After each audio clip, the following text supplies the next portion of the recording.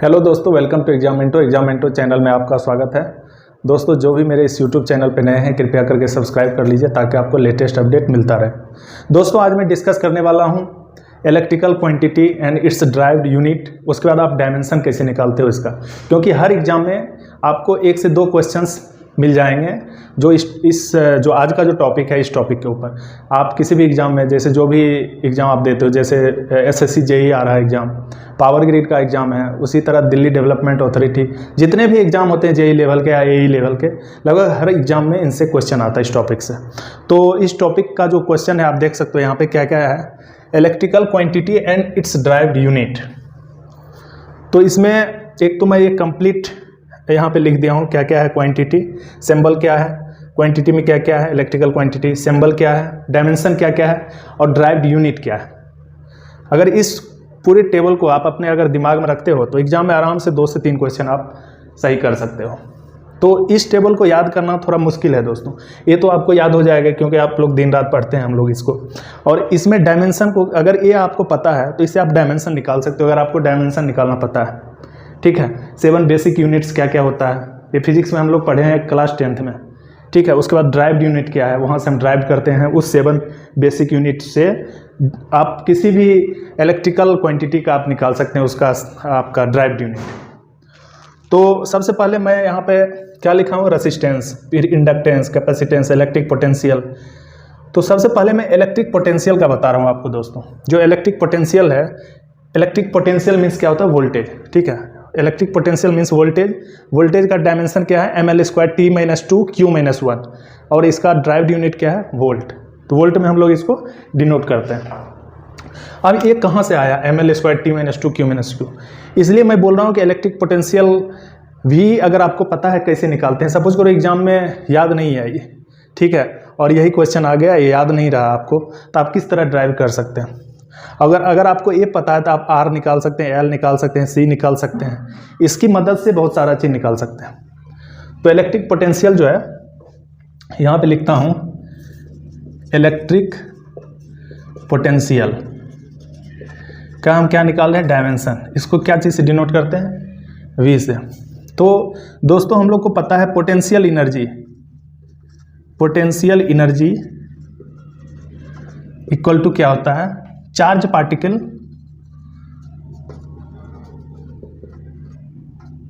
Into electric potential. बस ये आपको याद रखना। इलेक्ट्रिक पोटेंशियल V का हमको क्या निकालना है, डायमेंशन निकालना है। तो पोटेंशियल एनर्जी क्या होता है, charge particle into electric potential. अब दोस्तों पोटेंशियल एनर्जी हम लोग को पता है क्या होता है, mgh। ठीक है, m हो गया मास, g हो गया ग्रेविटेशनल फोर्स, ठीक है, और h क्या हो गया, h हो गया हाइट। ठीक है, और चार्ज आपको पता है चार्ज क्या होता है, q, तो q डिनोट कर ली इसको, और इलेक्ट्रिक पोटेंशियल v हमको निकालना है। तो इसको अगर हम लोग लिखेंगे दोस्तों, m मास का, m क्या है, मास है तो मास का सेम ही रहेगा, m रहेगा। g क्या होता है, L-T-2, g का क्या होगा डायमेंशन, L-T-2, L-T-2। h का क्या होगा, h हाइट है, तो हाइट को क्या चीज में डिनोट करते हैं, मीटर में, यानी लेंथ में। तो लेंथ का क्या है, h है, मतलब हाइट है, तो हाइट का क्या लिखेंगे, लेंथ L इक्वल टू क्या होगा, Q इंटू V। अगर इसी को V इक्वल टू लिखना है तो ml² T-2 अब बाई Q होगा, तो Q क्या हो जाएगा, ऊपर चला जाएगा, तो इसको आप हटा दीजिए, Q क्या हो जाएगा, -1। तो इलेक्ट्रिक पोटेंशियल V का क्या आ गया, ml² T-2 Q-1। देखिए इलेक्ट्रिक पोटेंशियल क्या हो गया, ml² T-2 Q-1। कभी कभी क्या है कि यहाँ पे Q-1 चार्ज के फॉर्म में रहेगा, और कभी कभी आपको यहाँ पे एम्पियर के फॉर्म में रहेगा। तो अगर इसको एम्पियर के फॉर्म में लिखेंगे तो I इक्वल टू क्या होता है, Q/T। ठीक है, चार्ज पर यूनिट टाइम। तो यहाँ पे Q इक्वल टू क्या लिख सकते हैं, IT लिख सकते हैं। अब देखिए यहाँ Q-1 है, यहाँ पे -1, तो यहाँ पे क्या होगा, -1, तो V इक्वल टू क्या होगा, ml² T-2 Q-1 की जगह क्या होगा, I-1 और T-1। अब देखिए t-2 है, t-1, तो दोनों क्या हो जाएगा, बेस सेम है तो ऐड हो जाएगा, ml स्क्वायर t-3 i-1। ये क्या निकल गया, इलेक्ट्रिक पोटेंशियल। इलेक्ट्रिक पोटेंशियल का आपको डायमेंशन फॉर्मूला आ गया v = ml square t-q i-1। तो इसका ml स्क्वायर t-2, अगर यहाँ पे करंट के फॉर्म में, एग्जाम में कभी कभी करंट के फॉर्म में पूछता है, तो i माइनस क्या हो जाएगा 1, ठीक है, यहाँ t-q हो जाएगा।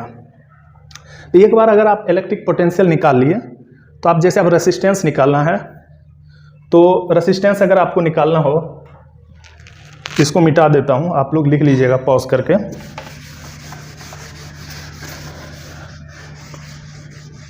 इसको मैं नीचे रहने देता हूँ, ठीक है। अगर रेसिस्टेंस का आपको लिखना हो, रेसिस्टेंस का R, तो R इक्वल टू क्या होता है, V/I। V का आपको पता है ml स्क्वायर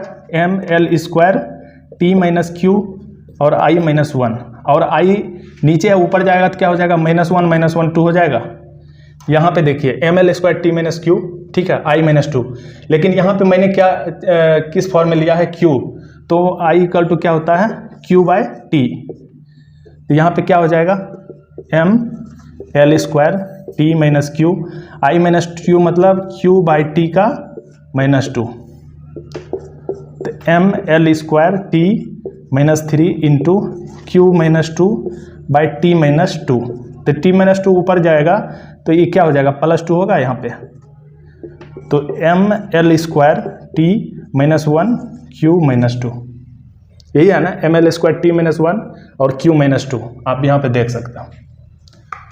यहाँ पे चार्ज के फॉर्म में पूछा, कभी कभी डायरेक्ट करंट के फॉर्म में पूछेगा, तो करंट के फॉर्म में क्या आ जाएगा, रेसिस्टेंस का ये आ जाएगा। तो आपको सिर्फ एक वोल्टेज का, इलेक्ट्रिक पोटेंशियल का आपको पता होना चाहिए कैसे निकालते डायमेंशन फॉर्मूला। उसके बाद आप रेसिस्टेंस का निकाल सकते हैं, इंडक्टेंस का भी निकाल सकते हैं। इंडक्टेंस का क्या लिखेंगे, V इक्वल टू क्या होता है, L/di/dt होता है, तो V इक्वल टू L/i/t कर सकते हैं। आपको वोल्टेज पता है, वोल्टेज का क्या है, इलेक्ट्रिक पोटेंशियल का अगर डायमेंशन अगर आपको पता है, यहाँ पे आ जाएगा L, तो L रहेगा, I को I छोड़ दीजिए, I अगर आपको L तो निकालना, इंडक्टेंस है, और T आपको पता ही है, I पता है, तो आप आराम से L निकाल सकते हो। सिमिलरली कैपेसिटेंस भी निकाल सकते हो। तो ये फार्मूला बहुत ही इंपॉर्टेंट है, इसको आप लोग एक बार अच्छे से देख लीजिए, एग्जाम पॉइंट ऑफ व्यू से बहुत इंपॉर्टेंट है, और लगभग हर एग्जाम में इससे एक क्वेश्चन आता है। डायमेंशन से या यूनिट से तो हमेशा क्वेश्चन आता है, ठीक है। तो आपका रेसिस्टेंस हो गया, इंडक्टेंस हो गया, कैपेसिटेंस हो गया, इलेक्ट्रिक पोटेंशियल। रेसिस्टेंस को डिनोट करते हैं R से, इंडक्टेंस L, ठीक है, ओम, हेनरी इसका क्या है यूनिट, कैपेसिटेंस का फैराड है, ठीक है। Potential, electric potential voltage, volt है। चार्ज का पता है आपको, कूलम्ब होता है। Field intensity E equal to क्या होता है, वोल्ट पर मीटर। अब देखिए ये अगर आपको ड्राइव यूनिट पता है तो ये आराम से निकाल सकते हो। वोल्ट मतलब वोल्टेज आपको पता है, और मीटर का यूनिट क्या होता है, लेंथ, तो लेंथ स्क्वायर हो जाएगा क्योंकि मीटर है, ठीक है। तो आप आराम से इसको निकाल सकते हैं। फिर यहाँ कूलम्ब मीन्स चार्ज आपको पता है, ठीक है, और मीटर तो आपको पता है। तो इस जितने भी हैं, जैसे इसका इलेक्ट्रिक डिस्प्लेसमेंट D, इसको इलेक्ट्रिक डिस्प्लेसमेंट या इलेक्ट्रिक फ्लक्स डेंसिटी भी बोलते हैं इसको। D इक्वल टू क्या होता है, म्यू ई होता है, ये फॉर्मूला हम लोग पढ़े हैं, ठीक है। एक B इक्वल टू क्या होता है, म्यू H होता है। D इक्वल टू ये आपका हो गया परमिटिविटी, और ये हो गया क्या हो गया, इलेक्ट्रिक फील्ड इंटेंसिटी, और ये हो गया इलेक्ट्रिक फ्लक्स डेंसिटी, ठीक है, या इलेक्ट्रिक डिस्प्लेसमेंट, उसको जो भी बोल सकते हैं। और B हो गया मैग्नेटिक फ्लक्स डेंसिटी, और म्यू हो गया परमिबिलिटी, और H क्या हो गया, मैग्नेटिक फील्ड इंटेंसिटी। तो इस तरह से आप इस पूरे जो चार्ट है इसको आप याद करके एग्जाम में क्वेश्चंस सही कर सकते हैं। उसी तरह इलेक्ट्रिक डिस्प्लेसमेंट हो गया, उसके बाद फील्ड इंटेंसिटी हो गया, चार्ज डेंसिटी, चार्ज हो गया, फिर करंट डेंसिटी क्या होता है, करंट पर यूनिट एरिया, तो एम्पियर पर यूनिट मीटर स्क्वायर हो गया। चार्ज हो गया कूलम्ब पर मीटर क्यूब, ठीक है। उसी तरह करंट का तो आपको पता ही है, कूलम्ब पर सेकेंड होता है। मैग्नेटिक फील्ड स्ट्रेंथ, ठीक है, मैग्नेटिक फील्ड स्ट्रेंथ या magnetic flux density B weber पर मीटर स्क्वायर, ठीक है। फिर magnetic field intensity H equal to ampere turn पर मीटर। H को हम लोग क्या लिखते हैं, H इक्वल टू N/L, एक ये भी फॉर्मूला, यही H इक्वल टू क्या होगा, N क्या हो गया नंबर ऑफ टर्न, I क्या हो गया करंट, और L हो गया लेंथ ऑफ द कॉइल, जो भी मैग्नेटिक कॉइल होगा उसका लेंथ हो गया, तो उसी का है एम्पियर टर्न पर मीटर, ठीक है। मैग्नेटिक फील्ड हो गया। और magnetic field B equal to, आपको पता है B इक्वल टू क्या है, म्यू H।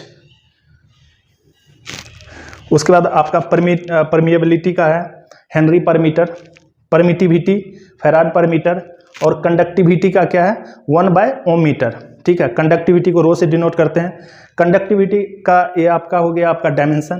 कंडक्टिविटी के बाद अगर आपको कंडक्टिविटी पता है तो रेसिस्टिविटी भी एग्जाम में पूछ सकता है, तो आप रेसिस्टिविटी इसका रेसिप्रोकल कर दीजिए, ठीक है। ओम मीटर होता है ये रेसिस्टिविटी का यूनिट। तो इस ग्राफ की सहायता से आप किसी भी इलेक्ट्रिकल क्वांटिटी का डायमेंशन निकाल सकते हैं, और बहुत ही इंपॉर्टेंट है। अगर इसमें आप लोग को डाउट है तो आप मुझे कमेंट बॉक्स में कमेंट कीजिएगा, मैं आप लोग को एक्सप्लेन कर दूंगा। Thanks for watching.